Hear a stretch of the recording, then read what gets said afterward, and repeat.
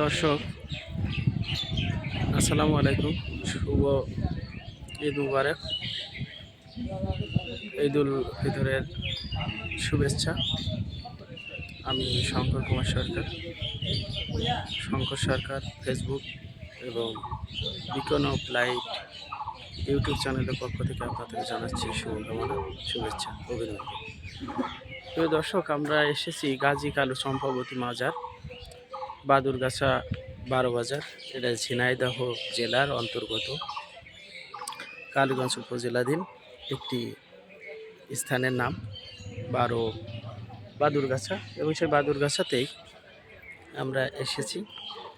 এটা 12 বাজার থেকে, অর্থাৎ ঝিনাইদহ আর যশোরের যে হাইওয়ে, এই হাইওয়ের মাঝামাঝি একটা বাজার আছে, নাম 12 বাজার। এই 12 বাজার থেকে 1 কিলোমিটার পূর্ব দিকে আপনি পেয়ে যাবেন গাজী কালু চম্পাবতী মাজার। চলুন আমরা একটু দেখি। আপনারা দেখতে পাচ্ছেন, এটা হচ্ছে গেট। অজস্র মানুষের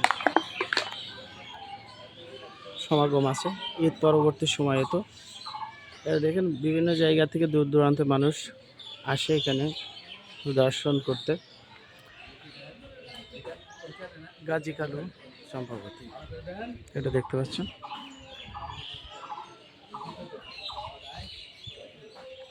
আমরা একটু ভিতরে প্রবেশ করি।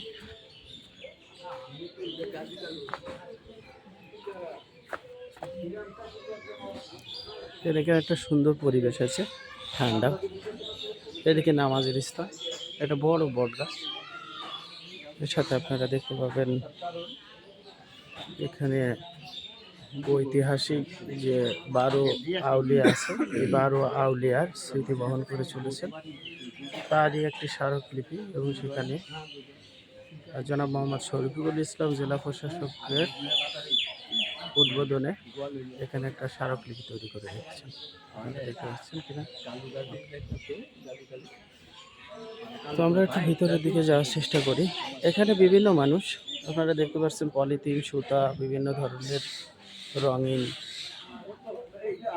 এই ধূপকাঠি আছে না, আগরবাতি, সেসবের স্মৃতিচিহ্ন হিসেবে বেঁধে রেখেছে হয়তো কোনো মানত, মানে ধর্মীয় যে মানুষের ভিতরে যে ধর্মীয় ব্যাপারগুলো ঘটে না, সেইগুলোর কারণে এখানে বেঁধে রেখেছে, যাতে তাদের মনের আশা বা মনস্কামনা পূর্ণ হয়। এখানে আপনারা দেখতে পাচ্ছেন মাজারগুলো, মাজারগুলো দেখাচ্ছি আপনাকে। মাজার, এখানে সবাই আছেন, তারা তাদের সালাম প্রদর্শন করছে। মাজারের ভিতরে আছে অজস্র অসংখ্য দর্শনার্থী এখানে আছেন। একটা বড় মাজার। আগে যে কথিত কিনা আমি জানি না, আগে বলা হতো যে মানুষগুলো অনেক লম্বা ছিল, সেই প্রেক্ষাপটে এই যে মাজারটা অনেক লম্বা, সেটা দেখতে পাচ্ছেন। এরপরে পাশে আছে এখানের ব্যবস্থা, ওনাদের থাকার ব্যবস্থা, অর্থাৎ এখানে যারা পরিচালনা করেন সে সকল মানুষের থাকার ব্যবস্থা আছে, সুপানীয় ব্যবস্থা, টয়লেট, বাথরুম করার। এবং সেই সঙ্গে দেখছেন, সবথেকে মজার বিষয় হচ্ছে পুরো একটা দিঘি, যে দিঘিটা এত সুন্দরভাবে গোল করে কাটা। দেখতে পাচ্ছেন কিনা, আস্তে আস্তে আমরা দেখাই। এটা একটা ঐতিহাসিক স্থান। তুর্কি আমলে এখানে ইসলাম ধর্মের ভিত্তিপ্রস্তর স্থাপন করেন, এবং তারপরের থেকেই এই জায়গাটা কথিত আছে গাজী কালু এবং চম্পাবতী নামক 3 জন এখানে সাধনা করেছিলেন, এবং তারপরে এখানে ওনাদের 3 জনের মাজার, ওনাদের ইন্তেকালের পরে এখানে মাজার গড়ে ওঠে। ওনারা হযরত শাহ কালু ছিলেন, হযরত শাহ গাজী ছিলেন, এবং ইনাদেরই সম্ভবত একজন খুব কাছের মানুষই ছিলেন, উনি চম্পাবতী নামে। দেখতে পাচ্ছেন সবাই, এটা আমরা ভিতর থেকে দেখি। মনোরম পরিবেশ, মুগ্ধ হওয়ার মতো। আপনারা আসতে পারেন নির্দ্বিধায়, ভালো লাগবে। অনেক মানুষ আছে তারা জিয়ারত করছে মজা, এবং অনেক মানুষ আছে তারা সালাম করছে। সেজদা দেওয়া এখানে নিষেধ। এই জায়গাটা হচ্ছে নামাজের স্থান। যথারীতি যেভাবে নামাজ আদায় করতে হয় স্বাভাবিক নিয়মে, ঠিক সেই জায়গায় নামাজ আদায় করছে লোকজন। মেয়ে এবং ছেলেদের জন্য আলাদা ব্যবস্থাও আছে নামাজের।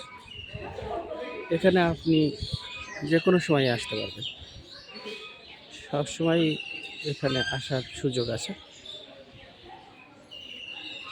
তো আমরা অনেক দর্শনার্থী আছেন, আমরা একটু দেখি। দর্শক এত সময় আপনারা দেখতে পারলেন, আপনাদের দেখানোর চেষ্টা করা হলো যতটুকু মনে হয় ভালো লেগেছে। আর যদি ভালো লেগে থাকে, কষ্ট সার্থক করার জন্য লাইক কমেন্ট শেয়ার করতে পারেন, আর সেই সঙ্গে পারেন মূল্যবান কমেন্ট করে সামনে চ্যানেলটাকে এগিয়ে নিয়ে যাওয়ার জন্য। সবাইকে ধন্যবাদ, ভালো থাকবেন, বাই বাই।